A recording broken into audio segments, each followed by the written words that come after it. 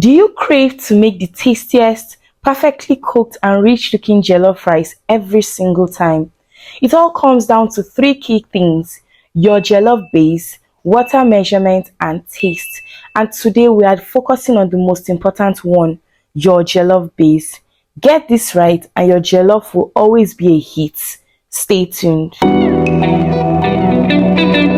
So for a better part of my career, I have made the good, the bad, the ugly jollof rice. Like some jollof rice that you see is either the rice did not done, or the water was not enough to cook the rice. So the rice stayed on the fire for almost 2 hours. Or the rice was looking sick, like it wasn't vibrant, there was no color to it, or it tasted off. And I'm here today to show you some little tips and secrets that made my jollof base the best thing ever since after sliced bread. So the first thing I do when I'm grinding my peppers for my jollof base is I do not grind my peppers smooth. I always like to have jollof rice that, a little pick of peppers will just be jumping, they'll be showing themselves in the rice. And that is one of my first secrets. Look, I can see the texture of the peppers, the tomato, the pepper and the tatashe. It is not too smooth. The second thing is the pepper ratio. So basically, when you're making jollof rice, you use tomato, rodo, that is habanero pepper, tatashe, that is bell pepper, and shombo, chili peppers. And you know that chili peppers come in the bigger size or the smaller ones. Any one you find is very okay. In this video, we are making about 40 liter of jollof base. 40 liter. I know that's a lot. That can cook about 40 derica of rice or 850 gram of rice 40 times, which is about 34 kg rice. So let me now explain to you my pepper mix. So I use 10 kg of tomato, 3 kg of rodo, 6 kg tatashe and 3 kg shombo. These are the ingredients I also add to my jollof base. As you can see, my tin tomato I use about 8,800 gram. That is about 8.8 kg of tin tomato. This will help to balance the pepper level of your pepper mix. Then for vegetable oil, for this quantity I use about 10 liter of vegetable oil for this quantity of jollof base. So the first thing you want to do is to add all your vegetable oil in a pot and flavor your oil. Do not miss this step for anything in the world. It's so important.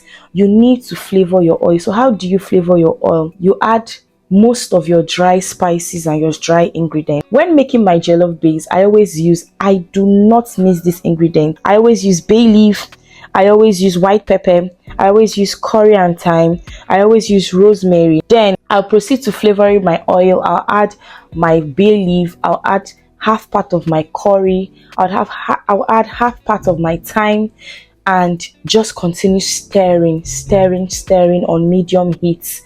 When you start doing this process for your jollof rice, you see that this will change the level of your jollof rice drastically. It will change the smell and it will change the tastes.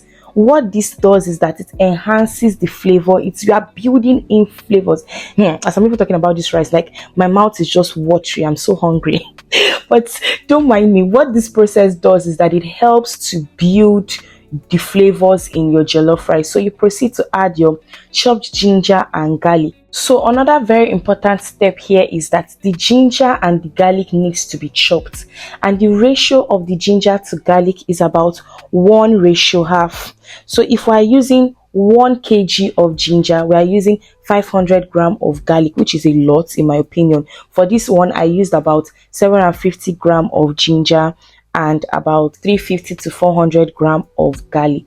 Proceed to add your chopped onions. In fact, once you start frying this ginger and garlic, the aroma goes to another level again. It is amplified. Proceed to add your onions and fry till it looks okay. It has released all its fragrances.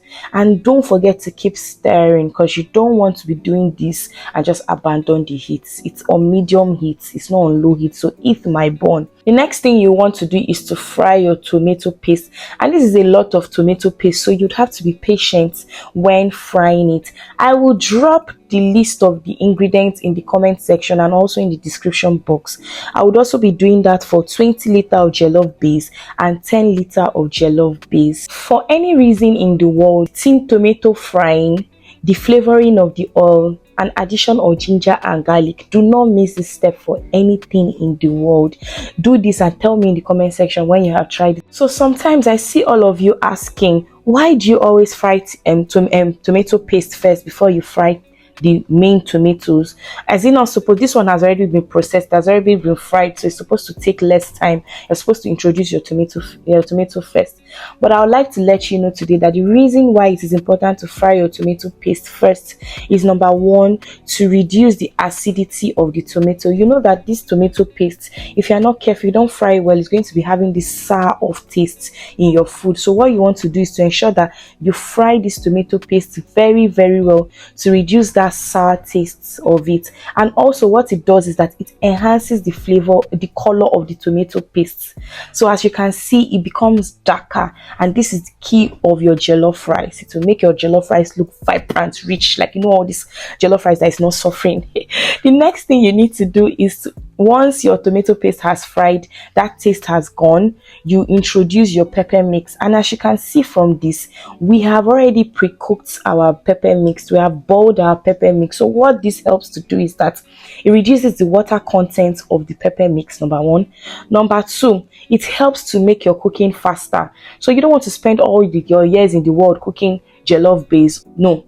So you need to boil this pepper to reduce the water level. It also reduces your monitoring time. So because, you know, you don't have to be stirring like you would normally do when it has water.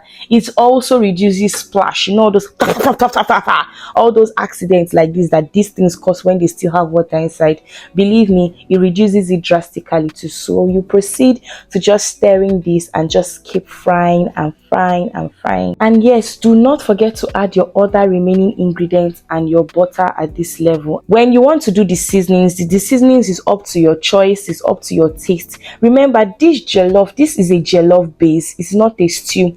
When you're going to be making your jollof rice, you're going to still be seasoning this jollof base. This is just a base. So if you want to use it as a stew for rice, you still have to season. If you want to use it as stew to eat maybe pasta or any other thing, you will still have to season. Jollof base is ready here, and I want to just put in a quick bonus on how to use this jollof base to make a quick jollof rice, party jollof rice.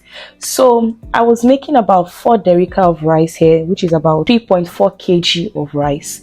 And the secret to this jollof base and a perfect jollof rice is the water level, the jollof base level, and the rice should be 1:1:1. If you are cooking 1 kg rice, you need to use 1 liter of jollof base and 1 liter of water. I promise you, I have been trying this recipe for more than 4 years now, and it has never failed me. It has never failed me. If I'm cooking 64 derica of rice, which is about 850 gram times 64, I will use 64 liter of jollof base and 64 liter of water. So now for the jollof rice, there are some ingredients I do not joke with, I do not skip in my jollof rice. Remember, the taste of jollof rice depends drastically on you. So it depends on how you want the salt level to be in your jollof rice. But I will always advise that when you're making your jollof rice, in this particular process, just make the taste a little bit salty, like a little bit more seasoned, so that when your jollof rice is cooked, it has the perfect taste. I do not miss out parsley. I do not miss out white pepper for any reason in my jollof rice. I do not miss out bay leaf, thyme. So guys, there you have it. With this rich jollof base, your rice will always be smoky, tasty, and rich looking. Try it out and let me know how it turns out in the comment section. Don't forget to like, subscribe, and share to somebody that has been struggling to make jollof rice. If you also want me to explain to you and show you step by step how I use this jollof base to achieve this wonderful, amazing looking rice with its ingredient list, let me know in the comment section too. Until I come your way again next week, bye.